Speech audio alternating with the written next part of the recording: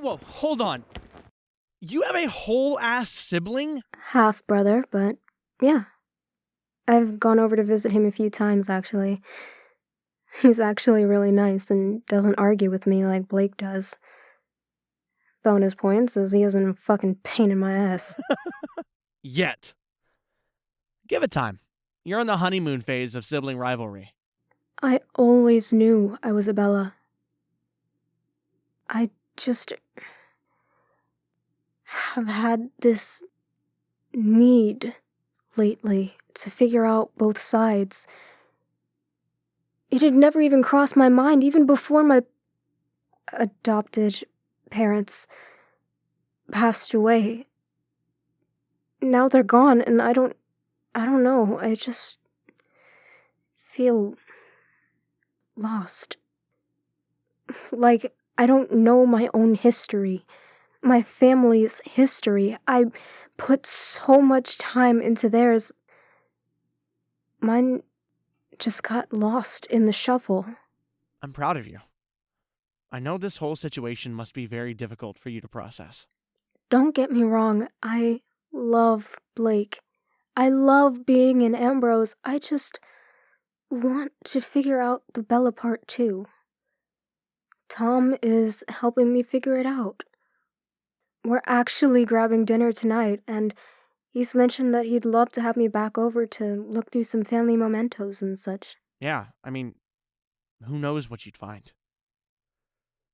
Maybe some haunted heirloom, or you'll find out that they were superheroes in disguise, or that they worked in some burger joint. The possibilities are endless. Have you been able to get anything about your mother yet? No. It's like she just up and disappeared. I have no idea where she went or why she left. You'll figure it out. You always do. And, before I forget, thank you for letting me walk you to work this morning. I appreciate you walking me to the police station this morning, but don't you think they're missing you at work? Nah, it's fine. I'll go back shortly. I have something much more important in front of me anyway. I've missed you. Now, hold the phone. I'm still royally pissed at you. Don't go forgetting what I said and take this as you being outright forgiven. I don't know if I can ever just forgive you. But I am willing to try to be friends. That's it. Don't read too much into this. Aye, Chief. You gonna be good? Yeah, it'll be okay. You should head into work. Those stories aren't gonna write themselves. You never know. Some nefarious villain might break in and write my next segment. I'll be sure to call you when they do. See ya!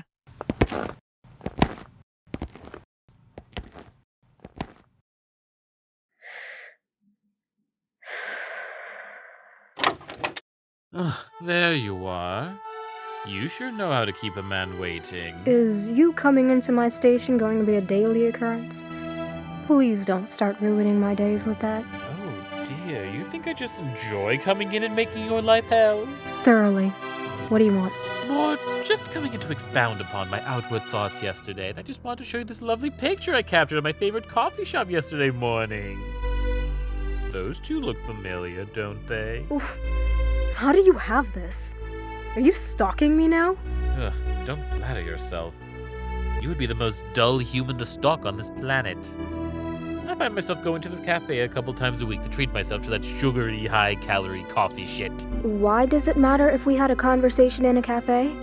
It doesn't concern you. That may be true, but I don't think your dear sister would care to see that you're back together with one of the men she most despises.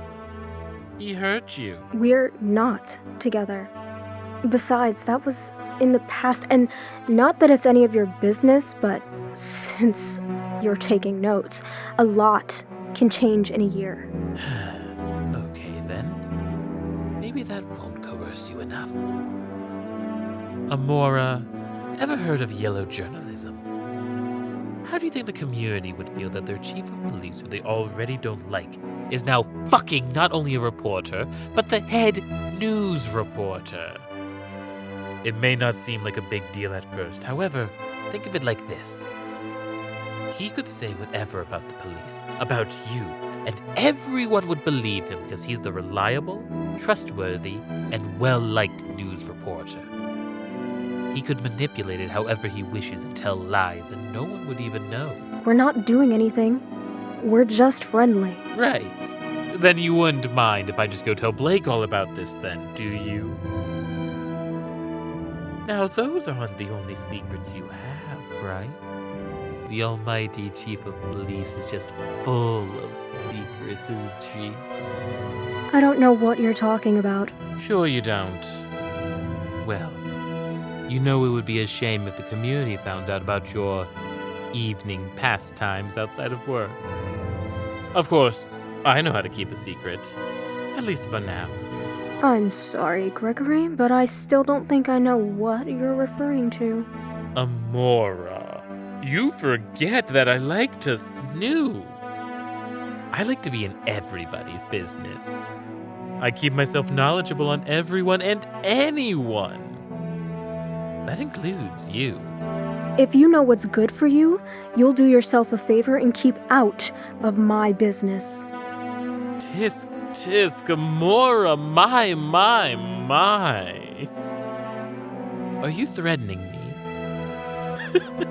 Oh, Miss Chief of Police, you may think you can intimidate me, but I can fend for myself. This is all an act you put on, I know that. In any case, it's been lovely chatting with you as always, Amora Bella. Tell your handsome boy toy I say hello.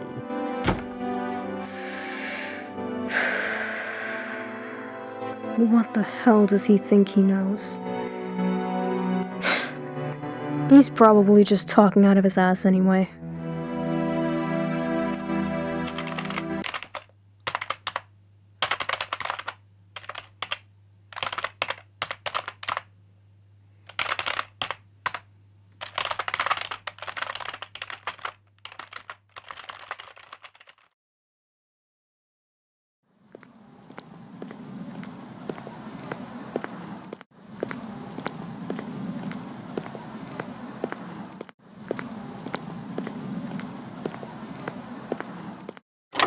Amora, hey, how's your day today at the office? It was fine. For better or for worse. Rose, table for two, please. Oh, Mr. Bella. It's good to have you back here. I see you brought someone new here with us. Yes. This is my sister, Amora. Well, right this way, Mr. Bella. And Miss Bella. I'm a regular here. My work group and I typically come for our meetings. How long has this place been open? I don't remember ever seeing it on my routes. My mom and dad used to come here all the time. Here, take a seat. Thank you, Tom. You know, Amora, I just gotta be honest. It's been so nice having you to talk to this past few weeks. I'm so glad you ended up finding me. And I'm glad you get to know more about our family. I'm happy I found you too. Hey, you seem a little out of it since we got here. Are you doing okay? Everything is just, I don't know, a lot right now, I guess. There's a lot going on at work with all the murders taking place in the community. A lot going on with Blake, a lot going on with Mike. Wait, Mike is that ex you told me about, right? Yeah, he wanted to grab breakfast and... Are you... No. Please, just friends. Ew, no. Look, it isn't my place to say. I'm new to you. We might as well be acquaintances. But it was messed up for sure. However, I do think it's very big of you to at least hear him out. And you did more than others would have, considering everything. I think it says a lot about your character. Well, yeah, I mean, there was a point where I did love him.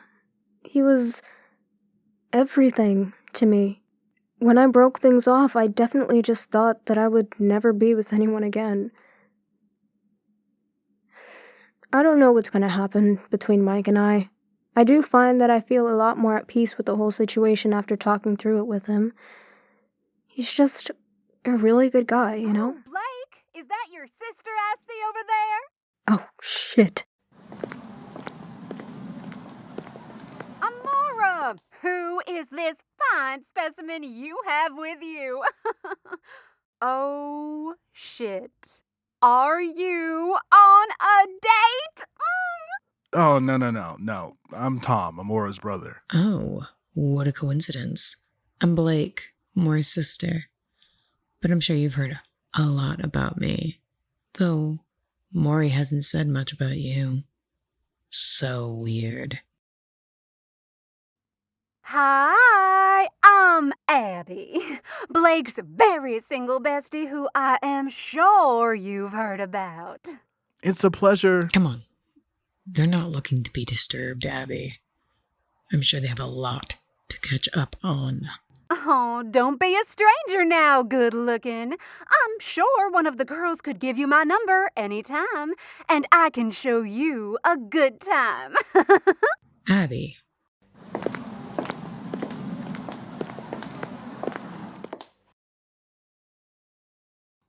Well, that was something, all right.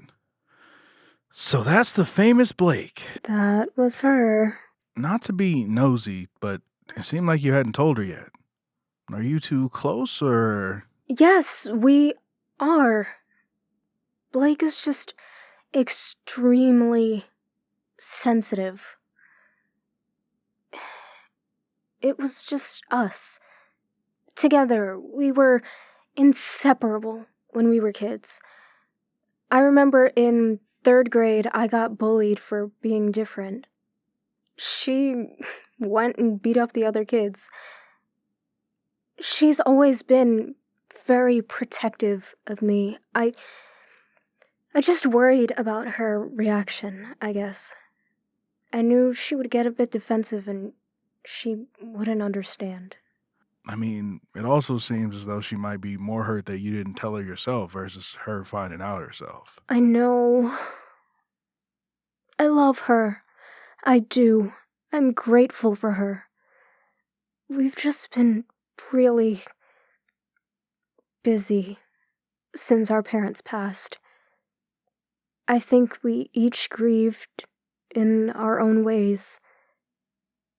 I'm pretty sure she's gone back to drinking and probably worse. I worry that she's gonna get herself in trouble or hurt by her decisions. I'm sorry. That's rough. Yeah. I just think we both have lost ourselves recently. Listen, I don't know when you might be free again, but I was thinking, I have a bunch of old mementos that Dad kept. I need to go through it. Would you like to come over and look through with me? I got no idea what's all there. I've been putting off looking through it. It could help give you insight to our family. Maybe that could help you on your journey of figuring out who you are. Are you free tomorrow?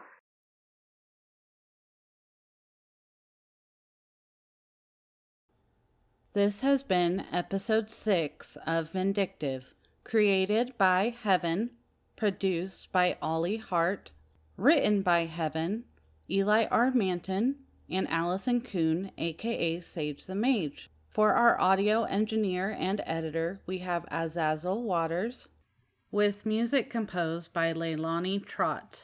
For our cast, as Amora, we have Raveng. As Michael, we have Brayden Medlin. As Gregory, we have Michael Pantazis. As the waitress, we have Camryn Alexis. As Tom Jr., we have Lloyd Waller. As Abby, we have Jenna Rose. And as Blake, we have Sierra Goss. Thank you so much for tuning in to this episode.